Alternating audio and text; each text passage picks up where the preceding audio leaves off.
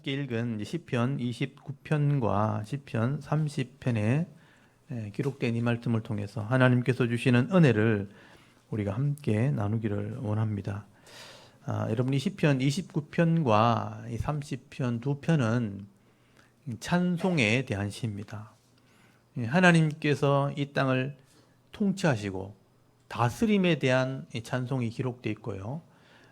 또 이 구원하신 하나님, 우리를 구원하시는 그 하나님의 은혜에 대해서 찬송하는 이 찬송의 시가 기록이 되어 있습니다.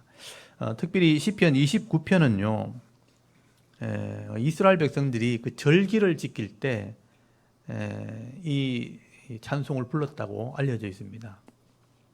그래서 초막절을 지킬 때, 절기를 지킬 때 이 찬송을 들었다는 것을 우리 생각해 보면 아마 다윗 때도 이스라엘 백성들이 예배를 드릴 때나 절기를 지킬 때 아마 이 찬송을 하지 않았겠나 그렇게 생각을 하는 시편입니다. 특별히 거기 1절, 2절을 보시면요, 29편 1절, 2절에 이 다윗이 모든 성도들에게 하나님을 먼저 찬송할 것을 노래하게 됩니다. 여러분 1절 한번 보십시오. 너희 권능 있는 자들아, 영광과 능력을 여호와께 돌리고 돌릴지어다. 이렇게 노래를 시작하죠. 여기 영광 있는, 여기 능력 있는 자들. 오늘 1절에 나오는 이 능력 있는 자들이 중요한 말씀입니다. 이게 능력 있다는 말이 하나님이란 단어거든요. 그래서 베네 엘림이라는 단어인데, 하나님을 표현할 때 쓰는 이 단어를 써서 베네라고 하는 것은 이제 아들들 이런 뜻이거든요. 그러니까 이걸 우리나라 말로 그대로 번역하게 되면 신의 아들들 이런 뜻이에요. 그러니까 하나님의 아들들. 그래서 제가 원어를 좀 보여드릴게요. 이건 중요한 단어이기 때문에 그냥 여기 능력 있는 자들이라고 번역을 해놨지만 사실은 이게 중요한 단어입니다. 이 베네라는 것은 원래 벤이라는 아들이라는 뜻이에요. 근데 이 복수형을 썼기 때문에 아들들이라고 되어 있고요. 여기 요 엘이라는 단어가 사실은 일반적으로 그 팔레스틴이나 그 아람어를 쓰는 지역에 신을 표현할 때 쓰는 단어예요. 그래서 엘 할 때 엘로힘, 엘 샤다이 다 이 하나님이라는 뜻으로 쓰는 단어예요. 근데 이제 이것도 복수형으로 썼고 이제 같이 복수형을 썼거든요. 그래서 베네 엘림이라고 하는 것은 신의 아들들이라고 보통 번역을 합니다. 근데 이제 이 엘이라는 단어가 그 힘 있다, 능력 있다라는 뜻으로 쓰이기 때문에 사람한테 쓸 때는 이제 능력 있는 자들, 권능 있는 자들이라고 번역을 한 거예요. 근데 이제 학자들은 아마 이 신의 아들이니까 천사들을 아마 표현했을 거다라고 주장하시는 분도 있지만, 이 천사들은 말하는 게 아니죠. 성경에서 천사들을 가지고 아들이라고 표현한 적은 한 번도 없습니다. 아들이라는 표현을 썼다는 것은 사람들을 말하는 것이죠. 그래서 우리가 보통 이 베네 엘림이라는 단어는 하나님을 섬기는 사람들이니까 성도를 얘기하는 거죠. 오늘 저와 여러분을 얘기하는 겁니다. 다윗은 이런 단어를 쓴 거 일부러 모든 성도들은 하나님께 영광을 돌려야 된다, 하나님을 찬송해야 된다라고 표현하는 겁니다. 그리고 이제 2절에 보면 그 찬송하는 자들에 대한 자세에 대해서 말씀을 합니다. 여러분 29편 2절 보십시오. 여호와께서 여호와께 그의 이름에 합당한 영광을 돌리며 거룩한 옷을 입고 여호와께 예배할지어다라고 노래하게 되죠. 우리의 창조주가 되시고요, 우리의 구원자가 되시는 그 하나님께 우리가 예배하라는 거예요. 근데 예배할 때 어떻게 해야 되는가? 합당한 영광을 돌리면서 예배해라, 그런 표현을 쓰고 있죠. 그리고 거룩한 옷을 입어야 된다, 두 가지 표현을 하고 있어요. 합당한 영광을 돌리라. 여러분, 하나님께 영광을 돌린다는 것은 겸손한 마음을 얘기하는 거예요. 영광을 돌리는 사람이 짝다리 짚고 고개 쳐들고 이렇게 못하잖아요. 엎드린다는 뜻이에요. 엎드린다. 그래서 예배한다는 자체도 엎드린다는 뜻이에요. 여러분, 하나님 앞에 우리 피조물, 똑똑한 사람, 잘난 사람도 있지만요, 아무리 똑똑해도 하나님의 영광은 비할 수 없는 거예요. 하나님의 영광이 비할 수 없기 때문에 우리가 하나님 앞에 예배한다고 할 때는, 또 찬송한다고 할 때는 엎드려야 됩니다. 겸손한 마음으로 예배를 드리라, 찬송을 드리라. 어떻게 보면 이게 찬송을 하고 예배하는 자들의 자세라는 것입니다. 그런데 여러분, 우리가 찬송할 때 내가 기쁘자고 또 내가 즐거우려고 찬송하는 사람이 있는 거예요. 곡이 아름답다고, 내가 위로받으려고. 사실 찬송의 목적이 그게 아니죠. 그냥 내가 노래할 때는 내가 노래할 수 있지만 예배 가운데 찬송할 때는요, 하나님을 기쁘시게 하는 찬송을 드려야 되는 겁니다. 그리고 예배 드릴 때도 그냥 내가 위로를 받으려고, 내가 기쁨을 누리려고, 또는 내가 주인공이 되려고 그렇게 예배하는 사람도 있다는 거예요. 그건 예배하는 자세가 아니고 찬송하는 자세가 아닌 겁니다. 그리고 여기에 거룩한 옷을 입어야 한다는 표현을 쓰고 있죠. 이 거룩이란 말 자체가 구별된 옷이란 뜻입니다. 구별된 옷은 결국은 내 삶을 얘기하는 거죠. 그래서 성경에는요, 옷이란 표현을 굉장히 많이 쓰고 있습니다. 이 성도들에게 거룩한 옷을 입으라 하는 것은요, 거룩한 삶을 살아라 하는 것을 의미하는 것입니다. 그래서 신약 성경에 보면 주로 이제 사도 바울이 이런 표현을 많이 써요. 우리가 예수를 믿었다면 예수 그리스도로 옷 입은 사람이라. 많이 들어보셨죠? 예수 그리스도의 옷을 입어라. 예수님처럼 거룩한 삶, 구별된 삶을 살아라. 여러분 갈라디아서 3장 27절에 보면요, 누구든지 그리스도와 합하여 세례 받은 자는 그리스도로 옷 입었느니라.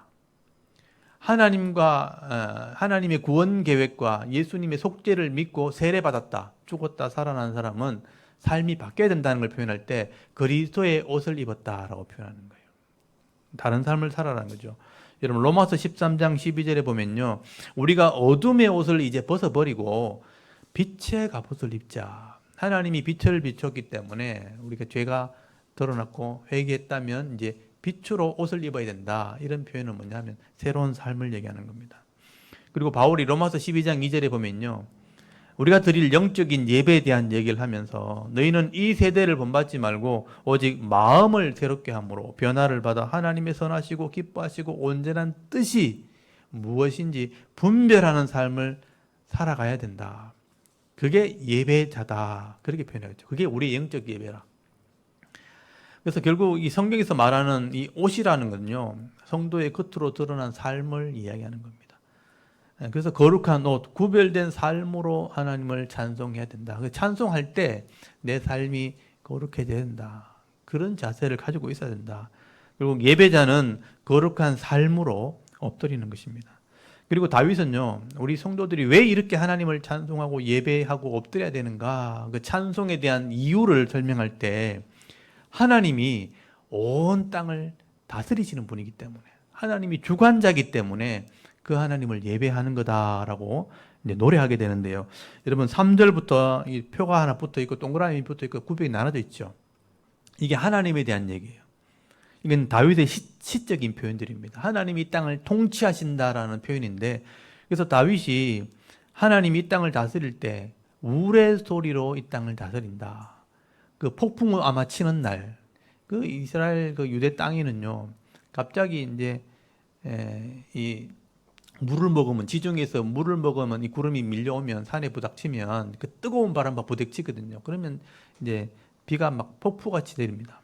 폭풍같이 내리고 이렇게 밀려오는 그런 물의 소리가 이렇게 들리게 되죠. 근데 그런 소리를 들으면서 아마 다윗은 하나님이 이 땅을 구름으로 덮으시고 또 온 땅을 이렇게 요동치는 그 소리와 함께 우리를 다스리시는구나 하는 것을 깨닫게 된 거예요. 그래서 3절부터 보시면요, 다윗이 하나님의 소리라는 표현을 쓰게 돼요. 하나님의 소리. 하나님의 소리란 말이 히브리어로 보면요, 이렇게 나와 있거든요. 여기 보면 콜 야훼라고 되어 있어요. 콜, 이게 이 소리란 뜻이거든요. 야훼는 많이 보셨죠? 여호와의 이름입니다. 하나님의 이름, 하나님의 소리. 그러니까 야훼의 소리니까 여호와의 소리라고 번역을 하는데, 이게 하나님의 소리가 천둥 번개가 칠 때 우르르르 쾅쾅 하고 온 땅을 적시고 막 울릴 때 하나님이 통치하신다는 소리를 들은 거예요. 다윗이 그렇게 들었다는 거예요. 그게 시적인 표현입니다. 그래서 하나님의 소리가 이 땅을 다스린다. 그래서 이제 이 시적인 표현이니까 몇 번 나오는지 한번 세워보십시오. 3절부터 쭉 보시면 마지막 절까지 하나님의 소리, 여호와의 소리, 이게 콜 야훼라는 말이 몇 번 나오는지 한번 번호를 한번 달아보십시오. 꽤 많이 나옵니다. 그래서 3절 한번 보십시오. 여호와의 소리가 물 위에 있도다. 영광의 하나님이 우레 소리를 내시니 여호와는 많은 물 위에 계시도다. 여호와의 소리가 힘이 있으며 여호와의 소리가 위엄차도다. 다윗은 지금 천둥 소리를 들은 거예요. 막 폭풍우가 몰아치는 그 밤에 천둥 소리를 들으면서 하나님이 이 땅을 다스리시는구나. 그래서 여기 물 위에 있다는 표현은, 물은 보통 성경에서 세상을 상징하거든요. 그 위에 하나님 계시는구나, 물을 다스리시는구나, 이런 의미예요. 하나님의 소리가 지금 온 땅을 지배하고 계신다. 그래서 성경에 보면요, 하나님의 임재, 하나님이 직접 눈으로 나타났을 때는 표현할 방법이 없는 거예요. 하나님 볼 수 없기 때문에. 그래서 이런 우레, 천둥, 번개, 불, 연기, 이런 것으로 표현해요. 그래서 땅이 진동하는 지진으로 표현하기도 하고. 그래서 하나님이 이 땅에 나타나셨다라고 표현할 때는요, 주로 우레와 번개, 천둥 소리로 표현을 하게 됩니다. 그래서 여러분 출애굽기 19장 16절에 보면 하나님이 처음 이 땅에 오실 때 있어요. 이스라엘 백성과 계약을 해야 되는데, 언약을 맺어야 되는데 하나님이 직접 와야 되거든요. 여러분 뭘 계약하려면 당사자가 와야 되거든요. 그래서 이 법적인 관계 때문에 하나님이 이 땅에 오시는데 시내산에 오시는 것으로 기록이 되어 있어요. 그래서 출애굽기 19장 16절에 하나님이 이 땅에 강림하셨는데 어떤 모습으로 오셨는가, 거기 보면요, 우레와 번개와 빽빽한 구름이 산 위에 있고 여호와께서 불 가운데 강림하셨다라고 표현되어 있어요. 그래서 하나님의 임재를 표현할 때는요, 주로 불로 표현하는 거죠. 성령의 임재도 불로 표현되어 있고요. 하나님이 이 땅에 직접 오실 때는 큰 소리로 오신다고 되어 있거든요. 그래서 우레나 번개로 표현을 하게 되는 것입니다. 이 우레 소리는 또 전쟁할 때 하나님이 적들을 심판하실 때 쓰시는 표현들이에요. 여러분 사무엘상 7장 10절에 보면요, 하나님이 이 블레셋이 이스라엘 백성을 침범했을 때 이 사무엘과 함께 백성들은 기도하게 되고 예배를 드릴 때 하나님이 도와주시는 은혜가 나타나게 됩니다. 그때 보면요, 그 날에 여호와께서 블레셋 사람에게 큰 우레를 발하여 그들을 어지럽게 하시니 그들이 이스라엘 앞에 패하게 되었다. 하나님이 적들을 심판하실 때 이런 우레를 발하시는 큰 천둥 소리, 큰 소리로 임하시는 것을 보게 됩니다. 그래서 아마 다윗은요, 이런 빽빽한 구름이 온 땅을 뒤덮고 또 천둥과 우레 소리가 온 땅에 가득하게 될 때 하나님이 이 땅을 능력으로 다스리고 있다라고 생각을 했던 거예요. 그래서 여러분 5절부터 한번 보십시오. 5절부터 보시면요, 하나님께서 이 땅에 교만한 자를 꺾으신다. 하나님의 소리가 그들을 꺾으신다라는 이게 시적인 표현이에요. 여호와의 소리가 백향목을 꺾으시며 여호와께서 레바논 백향목을 꺾어 부수시도다. 그 나무를 송아지같이 뛰게 하시며 레바논과 시련으로 들송아지같이 뛰게 하시도다. 이 백향목 큰 나무들이요, 우레소리와 천둥이 칠 때 꺾어버린다는 거죠. 그 큰 나무들을 하나님 꺾어버리시는 모습으로 노래를 하게 되는 것이죠. 이 레바논이나 이 시련이라는 곳은요, 이스라엘 북쪽에 있는 이방 땅입니다. 이 교만을 상징하는 거예요. 이 하나님의 소리가 이 레바논의 이 나무들을 꺾어버리실 때 송아지같이 뛰게 된다, 놀라게 된다는 거죠. 광야를 진동하게 될 때 암사슴이 낙태하게 됐다, 삼림이 맑게 벗겨진다, 이런 표현은 뭐냐면 그들을 심판하신다는 것을 표현하는 겁니다. 그래서 여러분 10절을 보십시오. 여호와께서 홍수 때에 좌정하셨으며 여호와께서 영원토록 왕으로 좌정하시도다. 그렇게 노래하죠.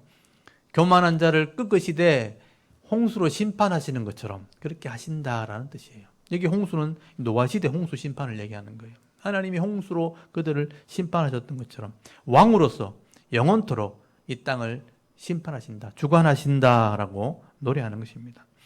그래서 그 하나님 앞에 우리가 엎드려서 하나님께 영광을 돌리고 찬송하고 예배하는 자들이 있다면 그들에게 하나님 은혜와 복을 주시고 그들을 보호해 주신다라고 말씀을 하는 겁니다. 그래서 마지막 11절이 결론이잖아요. 여호와께서 자기 백성에게 힘을 주시며 여호와께서 자기 백성에게 평강의 복을 주시리로다. 이게 이제 다윗의 핵심이죠. 제일 앞에 나오는 능력 있는 자들, 신의 아들들은 이런 복을 받았으면 좋겠다라는 게 전체 흐름이에요. 하나님께서 이 땅을 다스리되 교만한 자를 꺾으시기 때문에, 왕이시기 때문에 그들에게 엎드려야 된다. 거룩한 옷으로 하나님 앞에 예배해야 된다. 그러면 하나님이 이런 보호가 있게 되는데 하나님이 주시는 힘과 중요한 단어가 이 평강, 평화라는 단어, 평강이라는 단어인데 이게 샬롬이죠. 여러분 잘 아시는 단어입니다. 지난주에 제가 못 보여드렸는데 오늘은 제가 보여드릴게요. 샬롬, 샬롬이라고 되는데 강하게 발음하면 샬롬이죠. 샬롬. 정확하게 발음하면 그냥 사가 아니고 오가 붙어 있는 게 샬롬이에요. 샬롬. 샬롬인데 이런 발음이 잘 안 되죠. 우리는 샬롬 이렇게 하죠. 이게 평강이란 단어고 평화 또는 평안, 우리나라 말로 안녕 이런 뜻 안녕. 그래서 이제 이게 인사말입니다. 워낙 전쟁이 많은 동네고 뭐 수시로 폭탄이 떨어지고 테러가 일어나는 곳이니까 오늘 안녕했나 이렇게 물을 때 샬롬 이렇게 하는 게 샬롬. 우리하고 똑같죠. 우리가 막 못 먹고 힘들 때 진지 드셨냐고, 밥 드셨냐고, 오늘 살아 있었냐고. 그러니까 안녕이란 말이 그 말이거든요. 안녕하십니까 이 말이 이제 살아 있었네 이런 말이거든요. 하도 고난이 많고 힘든 세상이니까 샬롬이 바로 그런 뜻입니다. 그래서 이 복을 성도들이 받게 된다. 사실 이 평안하면 다 되는 거거든요. 염려 근심 없고 걱정 없고 평안하면 그게 다 된 거니까 이게 진짜 성도의 복입니다. 그래서 하나님을 찬송하고 예배하는 자들은 하나님의 도우심을 받을 뿐 아니라 이 평강의 복을 받아 누리게 된다라고 다윗이 노래한 거예요. 그러니까 우리가 제일 상대방을 위해서 하는 기도 중에 제일 가치 있는 게 평강을 빌어주는 거거든요. 내 아들이 평안했으면 좋겠습니다. 아니면 내 이웃이 평안했으면 좋겠습니다. 저는 늘 기도하죠. 우리 성도들이 평안했으면 좋겠습니다. 그래서 주일날 들어올 때 얼굴부터 제가 먼저 보죠. 평안한가 안 평안한가. 얼의 꼴이 얼굴이니까. 근데 그랬으면 좋겠는데 안 그런 것 같으니까 마음이 더 아픈 거죠. 제가. 여러분 하나님의 평안이 임하면요 모든 게 해결됩니다. 이 평강이 있는 모든 것을 다 덮을 수 있기 때문에 다윗은 이 복을 받기를 원하는 거죠. 그래서 교만한 자를 끌 것이고 이 땅을 다스리시는 그 하나님 앞에 우리가 겸손히 예배하자. 그러면 하나님이 이런 평강을 복을 주실 거라. 한번 상상해 보십시오. 다윗은 폭풍과 치는 그 천둥 소리를 들으면서 그 큰 소리 앞에 하나님께서 이런 엄청난 능력으로 이 땅을 다스리고 심판하시는 분인가라는 것을 깨닫게 된 거예요. 보통 은혜가 아니죠. 보통 사람은 그렇게 생각 안 하거든요. 오늘 비 오네, 그래 끝인데 다윗은 그 속에서 하나님의 은혜를 누렸다는 거예요. 그러므로 여러분 이 땅에 우리가 어떤 능력 있는 자라 할지라도 어떤 힘 있는 자라 할지라도 우리가 절대로 그 하나님 앞에 교만해서는 안 된다는 겁니다. 하나님 앞에 늘 우리의 왕이신 그 하나님 앞에 늘 엎드리는 자세, 찬송하는 삶을 살아가라는 거예요. 그래서 어떤 지위 고하를 막론하고 우리가 하나님 앞에 엎드리며 찬송할 때 이 폭풍 같은 이 세상 속에서도 평안의 복을 누리게 하신다는 것입니다. 여러분 이 노래를 한번 묵상해 보시기 바랍니다. 그냥 읽고 지나가면 아무것도 아니지만 묵상하게 될 때 하나님 은혜가 있게 되는 겁니다. 오늘 저와 여러분도 이 환난 많은 이 세상에서 이 죄악의 폭풍이 지금 몰려오고요. 또 유혹의 소낙비가 지금 쏟아져도 늘 겸손하게 엎드리고 또 거룩한 삶을 살면서 하나님을 찬송하고 예배하며 나아갈 때 하나님이 도와주시고 은혜 베푸시는 이 평강의 복을 다 받아 누리며 살아갈 수 있는 귀한 성도들이 다 되실 수 있기를 바랍니다. 그리고 여러분 30편 한번 보십시오. 이것도 찬송입니다. 다윗이 기록한 시라고 되어 있는데 거기 보면 다윗이 큰 환난과 고통 속에서 나를 건져주시고 구원하시는 하나님, 구원하시는 이 하나님의 은혜를 노래한 찬송입니다. 근데 특별히 시제에 보시면요, 성전 낙성가라고 기록이 되어 있죠. 이 낙성가가 뭐냐 하면요, 봉헌식 할 때 하나님께 성전을 지어서 드릴 때 하는 식을 낙성식이라고 그래요. 그때 불렀던 노래라고 기록된 걸 보면요, 이 다윗이 된 성전이 없었죠. 그래서 후시대에 솔로몬이 성전을 지었을 때 이 시편을, 다윗의 노래를 낙성가로 사용했다는 뜻이에요. 그만큼 이게 은혜가 있다는 뜻입니다. 이 시편 30편의 말씀이 많은 사람들이 감동을 주었고 또 이 감동을 따라서 이 성전을 봉헌할 때 이 찬양을 불렀다라고 기록을 하고 있는 겁니다. 그래서 아마 주석가들은 다윗이 아마 나이가 많이 늙었을 때, 나이가 들었을 때, 노년이 되었을 때 일평생 자기를 도우시고 구원해 주신 그 하나님의 은혜를 묵상하면서 이 시를 썼지 않겠는가, 너무 깊은 은혜가 있기 때문에 그렇게 해석을 합니다. 여러분 1절에서 3절까지 한번 보십시오. 먼저 1절에서 3절까지 보시면 다윗이 자기를 구원하신 하나님을 노래한 거예요. 아주 간략하게 정리되어 있지만 하나님이 나를 이렇게 도왔다는 뜻이에요. 1절 한번 보십시오. 여호와여 내가 주를 높일 것은 주께서 나를 끌어내사 내 원수로 하여금 나로 말미암아 기뻐하지 못하게 하심이니이다. 이기게 했다는 뜻이에요. 여호와 내 하나님이여 내가 주께 부르짖으며 나를 고치셨나이다. 여호와여 주께서 내 영혼을 수올에서 끌어내어 나를 살리사 무덤으로 내려가지 않게 하셨나이다 하고 노래를 하게 됩니다. 지금 세 가지가 나오죠. 여호와여 하고 이름을 부르잖아요. 다윗이 경험했던 신앙적인 어떤 체험을 지금 노래한 거예요. 여호와여 내가 주를 높일 것은, 이 말은 내가 하나님을 높일 수밖에 없는 이유가 있는데 그게 세 가지가 있다라고 노래한 거예요. 원수들에게서 나를 끌어냈다는 거예요. 1절 한번 보십시오. 원수로 하여금 나로 말미암아 기뻐하지 못하겠다는 건 나를 이기겠다는 것. 원수를 만날 때마다 저들이 기뻐하지 않았다는 건 내가 기뻐했다는 뜻이거든요. 늘 이기겠다는 거예요. 다윗은 수많은 원수를 만났는데 하나님이 늘 나를 이기게 하셨다. 나를 끌어내셨다. 그리고 나를 고쳐주시고 여호와여 회복시켜줬다. 이 다윗도요 굉장히 병이 많이 들었어요. 나중에 이렇게 사무엘 상하서 읽어보시면요. 다윗이 상처를 입기도 하고 병들기도 하고요. 죽을 병이 걸리기도 하고 막 그렇게 했었어요. 근데 하나님이 고쳐주시고 회복시켜 준 거예요. 수많은 병 속에서 나를 고쳐주셨습니다. 그리고 내 영혼의 소울, 이 죽음의 고통에서 살려주셨다. 하나님이 나를 그렇게 인생 가운데 도와주셨다는 것을 노래한 거죠. 그리고 중요한 것은요, 다윗은요, 나만 이런 은혜를 누리는 것이 아니고 하나님을 믿는 모든 성도들이라면 이 복을 받았으면 좋겠다. 그래서 이 복을 선포를 하게 됩니다. 오늘 이게 30편에는 핵심이 되는 말씀인데요. 여러분 4절부터 5절까지 한번 보십시오. 여기 주의 성도들아 하는 거 있죠. 요 성도들은 여러분에게 하는 말이죠. 주의 성도들아 여호와를 찬송하며 그의 거룩함을 기억하며 감사하라. 그의 노여움은 잠깐이요 그의 은총은 평생이로다. 저녁에는 울음이 깃들일지라도 아침에는 기쁨이 오리로다 라고 노래를 하게 됩니다. 이게 다윗의 시적인 표현이에요. 여기 성도들이란 것은 믿음 있는 사람을 얘기하는 겁니다. 믿음 있는 성도들이라면 하나님을 기억해야 된다. 그의 거룩함을 기억하며 그 하나님을 기억해야 된다. 그리고 여기 감사하라는 단어 있죠. 여기 중요한 단어입니다. 이 감사하는 단어. 그래서 다윗은 지금 두 가지를 지금 쓰고 있어요. 찬송하라는 말과 감사하라는 말. 찬송하라는 말은 자마르라는 말인데요. 노래한다, 뭐 악기를 연주한다, 뭐 이런 거예요. 우리 기타 중에 제가 쓰는 기타가 좌마라는 기타예요. 좌마라는 메이커가 뭐냐면 기독교인이 기타를 만드는 회사예요.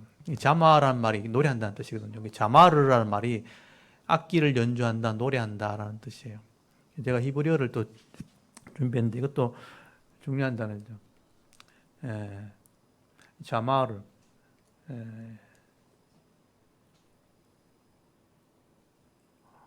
이게 자마르라는 단어인데 여기 이제 모음이 좀 깨졌습니다. 이렇게 여기 좀 깨졌는데 자마르. 그리고 이거는 야다라는 말이에요. 야다라는 말이 원래는 이제 던진다, 쏜다 이런 건데 사람한테 쓸 때는 던진다, 쏜다인데 하나님한테 던진다, 쏜다로 못 하잖아요. 그러니까 하나님한테 드린다 뭐 이런 의미인데 그게 이제 감사라고 이렇게 번역을 한 거예요. 근데 이게 이제 원래 원어적 의미는 야다라는 말은 원어적 의미가 뭐냐면 인정한다는 뜻이에요. 내가 고백한다 또는 감사한다, 찬양한다 이게 다 해석이 되는 거예요.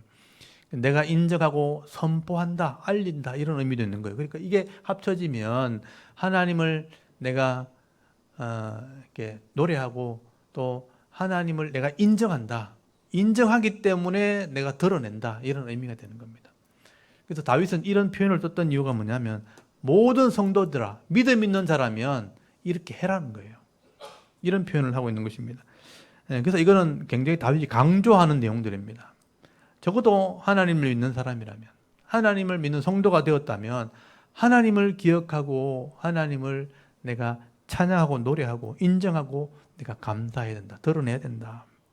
왜냐하면요, 하나님이 우리를 너무나 긍휼히 여기시고 사랑하시기 때문에, 하나님의 긍휼이 너무 크기 때문에. 다윗은 이걸 정말 재미있게 표현을 한 거죠. 하나님께서요, 우리 죄인들을 심판하시려고 하면요, 그냥 순식간에 그냥 끝낼 수 있어요. 사실은요, 한 방에 그냥 끝낼 수 있어요. 그냥 콧김 하나로 우리 인생을 다 작살낼 수 있단 말이에요. 근데 하나님께서 우리를 너무 불쌍히 여기시, 너무 불쌍하고 너무 긍휼히 여기시기는 그 사랑 때문에 또 참으시고 인내하시고 때로는 말씀으로 약속하시고 또 가르쳐 주시고 회개하기를 계속 기다리는 거예요. 그렇기 때문에 우리가 지금 살아가고 있는 거예요. 다윗이 그걸 노래한 거예요. 그래서 이 다윗이 이 하나님의 긍휼을 시적으로 표현한 게 뭐냐면, 거기 30장 5절 끝에 보십시오. 5절 보시면 그의 노여움은 잠깐이고 그의 은총은 평생이로다. 요 구절이 있죠. 요게 하나님의 긍휼이잖아요. 긍휼, 하나님의 긍휼. 하도 하나님 불쌍해가지고 우리 때리시긴 하는데 그 때리는 거는 잠깐이다. 그 잠깐이라는 표현이 뭐냐면요, 눈 깜빡할 사이 있더니. 그때 제가 이것도 재밌는 단어 보여드릴게요. 제가 히브리에 보면 잠깐이라는 단어가 뭐냐면요, 여기 보면 레가라고 돼. 레가. 이게 눈 깜빡할 사이. 여기 지금 잠깐이라고 번역되어 있잖아요. 우리 하나님이 우리를 화내시는 것은 잠깐이요 하는 거 있죠. 이게 눈 깜빡할 사이. 우리 인생 전체를 볼 때. 근데 우리는 고통이 너무 큰 것처럼 보이잖아요. 근데 하나님은 때리는 거는 잠깐이고, 은총을 베풀어 주시는 것은 평생. 이 평생이란 말은 내 살아있는 동안 이런 뜻이에요. 내 살아있는 동안 계속 은총만 베풀어 준다는 거예요. 그래서 우리가 저녁만 되면 울면 들어가지만 아침 되면 웃고 나온다는 거죠. 그래서 아침에는 기쁨이 오리로다. 이게 하나님이 하시는 일이라고 표현하는 거예요. 아픈 몸도 지친 마음도 자고 나면 또 개운해지는 거예요. 울면서 막 잤는데 아침에 해를 보면 또 마음이 또 싹 이렇게 풀어지는 거예요. 그러니까 울면서 들어갔는데 저녁에는 울음이 뜨는데 아침에 나오면 기쁨이 온다. 이건 하나님이 우리를 회복시켜 주시는 것을 말하는 거죠. 이거는 다윗의 시적인 표현입니다. 하나님이 이렇게 우리의 긍휼을 베풀어 주신다. 다윗이 볼 때 하나님께서 우리를 얼마나 불쌍히 여기시는가, 하나님께서 우리를 얼마나 사랑하시는지를 지금 시적으로 표현한 거죠. 저는 이걸 다윗의 안목이라고 생각하고요, 다윗의 해석이라고, 이게 인생을 보는 해석이라고 생각합니다. 그래서 인생 전체를 볼 때 우리 힘든 거는 잠깐인 거예요. 사실은요, 하나님의 은혜가 더 큰 겁니다. 여러분이 몰라서 그래요. 내가 계속 힘들고만 사는 것 같은데 하나님의 노예는 잠깐이고 하나님의 이 은총은 평생이로다. 이 다윗의 해석입니다. 저는 그걸 믿음으로 받아들였죠. 그래서 신약 성경에 보면요, 사도 바울이요, 이 하나님이 우리를 구원하실 때 하나님의 그 크신 사랑 때문에, 그 크신 긍휼 때문에 우리가 살아난 거다라고 고백을 하게 돼요. 이건 제가 한번 찾아봤으면 좋겠는데요. 에베소서 2장을 한번 찾아보십시오. 에베소서 2장. 우리가 어떻게 구원받았는가? 왜 구원받았는가? 이 교회론을 쓸 때 바울이 로마 감옥에서 이걸 썼거든요. 바울도 아마 깊이 생각했을 거예요. 깊이 생각하다가 우리가 어떻게 구원받았는가? 그 성령의 깨달음으로 기록한 건데 그래서 성경이 된 거잖아요. 에베소서 2장 거기 1절에서부터 5절까지 한번 읽어볼게요. 2장 1절에서 5절까지 우리가 어떻게 구원받았는가 기록을 하고 있습니다. 에베소서 2장 1절에서 5절까지 읽습니다. 시작. 그는 허물과 죄로 죽었던 너희를 살리셨도다. 그때의 너희는 그 가운데 행하여 이 세상 풍조를 따르고 공중의 권세 잡은 자를 따랐으니 곧 지금 불순종의 아들들 가운데 역사하는 영이라. 전에는 우리도 다 그 가운데 우리 육체의 욕심을 따라 지내며 육체와 마음에 원하는 것을 하여 다른 이들과 같이 본질상 진노의 자녀였더니 긍휼이 풍성하신 하나님이 우리를 사랑하신 그 큰 사랑을 인하여 허물로 죽은 우리를 그리스도와 함께 살리셨고 너희를 은혜로 구원을 받은 것이라. 아멘. 바울이 지금 기록하고 있죠. 우리가 원래 죽었다. 허물과 죄로 벌써 죽었다. 이 과거형이 죽었다. 죽은 존재였다는 거예요. 그래서 죄와 욕심대로 그냥 살아가는 존재였는데 하나님의 그 크신 사랑, 긍휼이 풍성하신 그 사랑 때문에 이 4절이 그거잖아요. 긍휼이 풍성하신 하나님이. 긍휼이 뭐냐면 불쌍히 여기는 마음이에요. 우리 보니까 너무 불쌍한 거예요. 전혀 구원할 방법도 없고 놔두면 그냥 불토시기밖에 안 되는 그런 존재인 거예요. 긍휼이 너무 많으신 하나님이 우리를 불쌍해가지고 그 큰 사랑 때문에 허물로 죽은 우리를 그리스도를 통해서 살린 거다. 그래서 구원받았다는 거예요. 그러니까 우리가 하나님 앞에 자랑할 게 하나도 없는 거예요. 9절에 보면 바울이 써놨잖아요. 2장 9절에 에베소 2장 9절에 보면요. 행위에서 난 것이 아니니 이는 누구든지 자랑하지 못하게 합니다. 이게 하나님의 선물이라는 거예요. 2장 8절에는 너희는 그 은혜로 인하여 믿음으로 말미암아 구원을 받았으니 이것은 너희에게서 난 것이 아니니 하나님의 선물이다 라고 바울이 표현하게 된 거죠. 그래서 다윗과 바울은 아마 깊은 은혜가 같은 것 같아요. 제가 다윗의 글을 읽어보면요 자꾸 이 바울이 생각이 나는 거예요. 거의 내용이 같아요. 그래서 하나님의 긍휼을 바울이 알고 있는 것처럼 다윗도 이 하나님의 긍휼과 사랑을 알게 된 거예요. 그래서 하나님의 노임은 잠깐이고 그 하나님의 은총이 평생이다고 노래한 것 된 것이죠. 그래서 여러분 다윗을 볼 때 하나님께서 우리를 때리시는 것은요 진짜 잠깐밖에 안 되는 거예요. 다윗은 그렇게 인생을 본 겁니다. 하나님의 은총이라는 것은 우리의 평생이다. 그래서 우리가 저녁마다 힘들지만 아침이 회복되는 것은 하나님의 은혜고 그게 긍휼이고 하나님의 사랑이라. 근데 여러분 오늘 시편 30편 한번 보십시오. 인간들이 그걸 잘 모른다는 거예요. 30편 6절에 보니까요. 거기 보니까 내가 형통하게 되면요. 좀 하나님 위로해가지고 형통하게 되면 말을 하기를 영원히 흔들리지 아니하리라 하면서 또 큰 소리 친다는 거예요. 또 금방 넘어질 거면서 이게 이제 자만함이죠. 형통할 때가 되면 말하기를 영원히 흔들리지 아니하리라 하여도다. 여호와여 주의 은혜로 나를 산같이 굳게 세우셨더니 주의 얼굴을 가리심에 내가 근심하였나이다. 또 하나님이 얼굴을 딱 가려버리면 또 막 근심하고 걱정하고 막 죽는다고 난리신 거예요. 또. 그게 우리 인간이란 다윗이 그렇게 표현하는 거죠. 이게 우리 인간의 연약한 모습이라. 내가 좀 잘 되고 또 잘나고 형통할 때는 그냥 목을 막 꼿꼿하게 세워놓고 내가 이제는 막 흔들리지 않을 거다 하면서 막 큰 소리 치고 장담하는데 하나님 얼굴 딱 가려버리면요. 또 막 걱정하고 염려하고 근심하고 뭐 그게 인간의 마음이라는 겁니다. 다시 말하면요. 내 힘으로는 내 인생의 문제를 해결할 수 없다는 거예요. 그래서 우리가 전적으로 하나님을 의지해야 된다는 거예요. 좋을 때나 힘들 때나 전적으로 하나님을 의지할 때 그때 온전한 기쁨도 있고 온전한 믿음도 나오게 되는 것이죠. 그래서 내가 이 문제를 만날 때마다 다윗은 내가 다른 것 의지하지 않고 내가 하나님께 기도하겠다. 하나님께 기도할 때 하나님은 그 은혜와 형통함을 허락해 주셨다. 그게 8절 말씀이에요. 8절 보십시오. 다윗의 기도입니다. 여호와여 내가 주께 부르짖고 여호와께 간구하기를 하는 기도죠. 내가 무덤에 내려갈 때 나의 피가 무슨 유익이 있으리요. 진토가 어떻게 주를 찬송하며 주의 진리를 선포하리까. 여호와여 들으시고 내게 은혜를 베푸소서. 여호와여 나를 돕는 자가 되소서 하였나이다. 다윗의 기도입니다, 여러분. 이 다윗의 믿음의 기도지만 사실은 우리가 배워야 될 기도예요. 이게 바로 다윗은 지금 나를 위해서 지금 하나님 응답하는 게 아니고 하나님의 영광을 위해서 내 기도를 지금 들어달라고 나를 살려달라고 그렇게 기도하는 거예요. 내가 죽으면 하나님 무슨 유익이 있습니까? 내가 땅에 묻히면 진토에 들어가면 누가 하나님을 찬송합니까? 내가 죽으면 누가 진리를 다른 사람에게 전할 수 있겠습니까? 그래서 나를 좀 살려달라 그렇게 기도하는 겁니다. 좀 당당한 기도죠. 내가 죽으면 하나님께 누가 찬송합니까? 누가 전도합니까? 누가 설교합니까? 이거죠. 그래서 나를 좀 살려달라. 내가 하나님의 영광을 위해서 이렇게 기도할 때 하나님이 내 기도를 들어주셨다. 더 쉽게 얘기하면요. 하나님, 제가 죽으면 하나님 손해입니다. 이렇게 기도했다는 거예요. 저도 그런 기도 할 때 있거든요.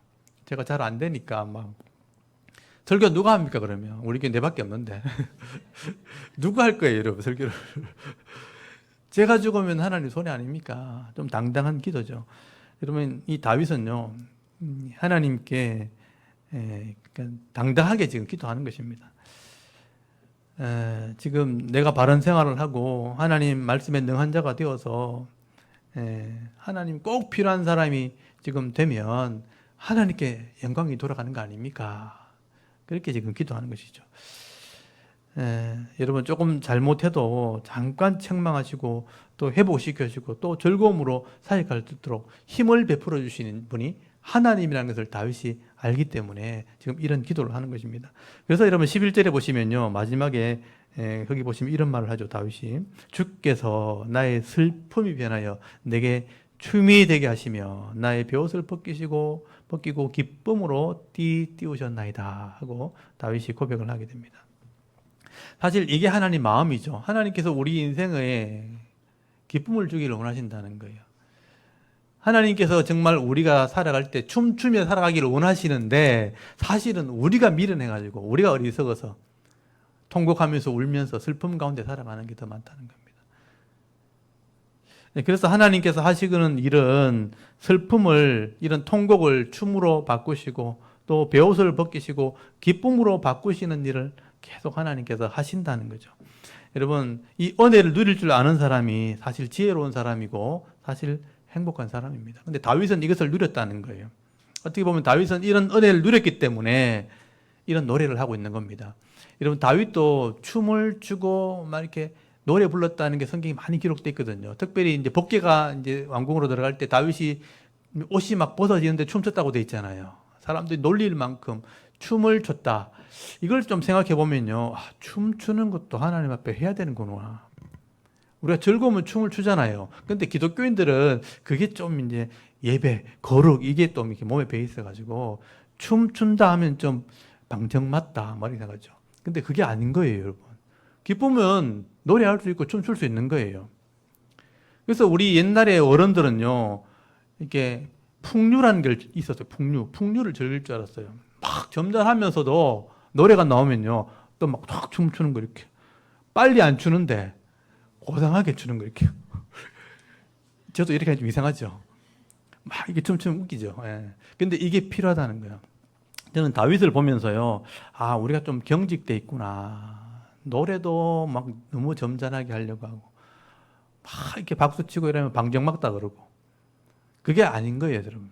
손뼉을 치면서, 오늘 제가 예배 드리기 전에 읽었던 말씀 중에 보면 손뼉을 치면서 노래하라고 돼 있잖아요.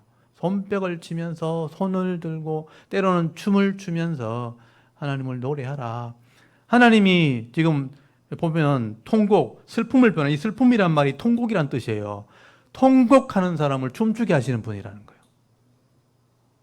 또 이게 슬픔의 옷, 이 배옷이 뭐냐면 장례식 때 입는 옷이거든요. 슬픔의 옷을 벗겨버리고 기쁨의 옷을 입혀주시는 분이 하나님이라는 거예요. 그 얘기 뭐예요? 그렇게 살아라는 얘기죠. 좀 즐겁게 살아라, 기쁘게 살아라, 그렇게 말씀하는 것입니다. 하나님은 춤추며, 우리 성도들이 좀 춤추며 노래하면서 그렇게 살기를 바라신다는 것입니다. 여러분도 좀 춤추며 노래하면서 사십시오. 즐거우면 춤도 좀 추고, 제가 또 본을 좀 보여야 되겠네. 저는 그런 거 잘 못하는데. 그래서 이제 안 되는 거예요. 잘 못하는데. 가능하면 춤 잘 추는 분 있으면 좀 본을 좀 보여주십시오. 그럼 제가 따라 할게요. 춤추며 노래하는 인생 되기를 바라신다. 근데 12절에요. 하나님 왜 이렇게 하시는지를 써놨어요. 이게 오늘 마지막 결론입니다. 12절 한번 보십시오. 이는이란 말은 왜냐하면, 왜 이렇게 하셨는가, 이게. 잠잠하지 아니하고 내 영광으로 주를 찬송하게 하심이니 여호와 나의 하나님이여 내가 주께 영원히 감사하리다. 다윗의 고백입니다. 여러분, 하나님께서 우리의 기도를 들으시고 응답하시는 이유가 있다는 거죠. 우리를 기쁘게 하시는 이유가 뭐냐? 잠잠하지 않게 하려고요. 이게 하나님 본심이 있는 거예요. 잠잠하지 않게 하려고. 하나님의 영광을 우리가 찬송하게 하려고, 막 자랑하게 하려고, 드러내게 하려고. 그래서 우리가 막 감사하게 하려고 그렇게 하셨다는 거죠. 그렇게 할 때 다른 사람이 본다는 거예요. 하나님의 이름이 드러난다는 것입니다. 여러분, 다윗은 일평생 살아왔던 삶을 자기 돌아보면서요, 하나님이 내게 은혜 베푸셨는데 자기 나름대로 막 해보려고 막 했다는 거예요. 자기 힘으로 자기 지식으로 할 때는 막 염려가 있고 근심이 있고 일이 해결한다니까 막 고통스러웠지만 하나님을 전적으로 의지하고 기도하면서 나갔더니 하나님이 나를 이렇게 하셨구나. 슬픔이 변해서 춤이 되게 하시고요. 베옷을 벗기시고 기쁨의 옷을 입게 하시는 분이 하나님이라는 걸 알게 된 거죠. 이게 다윗의 깨달음입니다. 아, 하나님 나를 이렇게 하셨구나. 다윗의 경험에서 나온 거죠. 그래서 우리가 이런 하나님의 마음을 안다면 하나님이 이렇게 하신 이유는 이걸 드러내게 하려고, 잠잠하지 않고 찬송하게 하려고, 모든 성도들이 이런 하나님을 찬송해야 된다는 것을 다윗이 지금 교훈하고 있는 겁니다. 이걸 드러내야 된다. 찬송해야 된다. 그래서 여러분 오늘 4절 말씀도 한번 보십시오. 30편 4절 말씀. 앞에 이걸 써놨잖아요. 주의 성도들아, 여러분에게 하는 말이에요. 여호와를 찬송하며 그의 거룩함을 기억하며 감사하라. 감사한다가 제가 야다, 쏜다 그랬잖아요. 쏘라. 이 말은 하나님께 올려드리라 이런 의미예요. 그렇게 감사라고 표현한 거예요. 오늘 내가 쏜다 이러잖아요. 이 쏜다 이런, 던진다, 쏜다 이런 의미인데 하나님께 쏘아라. 이 말은 하나님께 감사해라. 여러분은 하나님을 찬송해야 되고 하나님께 감사하면서 살아야 될 존재라는 것입니다. 그래서 모든 성도들은 하나님께 쏘아라. 하나님께 감사해라 라고 말씀을 하는 겁니다. 어떻게 보면 좀 뒤집어서 생각해 보면요, 하나님께서 우리를 도와주시고 은혜 베푸시고 복을 주시는 이유는 내가 하나님을 찬송하는 모습들을 많은 사람들에게 보여주고 싶은 하나님 마음인 거예요. 그래서 내 아들이 막 잘하고 상 받고 잘하면요, 사람 칭찬 듣고 막 이러면 내가 뒤에서 못하잖아요. 내가 하진 않지만 여러분 우리 올림픽 같은 거 할 때 우리나라 사람이 가서 막 금메달 따고 막 박수 받고 이러면 나도 또 기분이 굉장히 좋죠. 우리나라 사람이 막 하는 건데, 그런 것처럼 이 죄악의 땅에 하나님 백성이 나가가지고 막 찬송하고 칭찬 듣고 하는 거 보면 하나님이 마음이 기쁘신 거예요. 그렇게 하고 싶다는 거예요. 이 죄악된 세상에서 끌려다니지 마시고요, 사탄에게 지지 끌려다니고 얻어 터지고 이렇게 다니지 마시고 승리해가지고 찬송하는 모습 보여주면요, 하나님이 뒤에서 흐뭇하신 거예요. 아, 내 백성이 내가 도와주니까 저렇게 기쁘게 사는구나. 그게 하나님 마음이라는 것을 지금 다윗이 노래하고 있는 것입니다. 오늘도 이 다윗이 하나님을 향해서 노래하는 이 찬송하는 모습들을 이렇게 묵상하시면서요, 여러분의 찬송을 좀 회복하실 수 있기를 바랍니다. 때로는 이제 내 욕심대로 살다가 실족하기도 하고 또 넘어지기도 하고 슬픔과 근심이 있다 할지라도 여러분이 하나님의 은혜를 사모하고 이 다윗처럼 하나님의 영광을 위해서 늘 기도하면서 전적으로 하나님 의지하며 나갈 때 슬픔이 변하여 춤이 되게 하시고 또 베옷을 벗기시고 기쁨의 옷을 입히시는 그 하나님의 은혜를 늘 찬송하고 감사하면서 남은 인생을 살아갈 수 있는 저와 여러분의 이런 영적인 삶의 모습이 되실 수 있기를 주의 이름으로 축원합니다. 아멘. 우리 잠깐 기도드리겠습니다. 하나님 은혜를 참 감사합니다. 감추어져 있던 이 시편의 말씀을 하나님 덜 추어내시고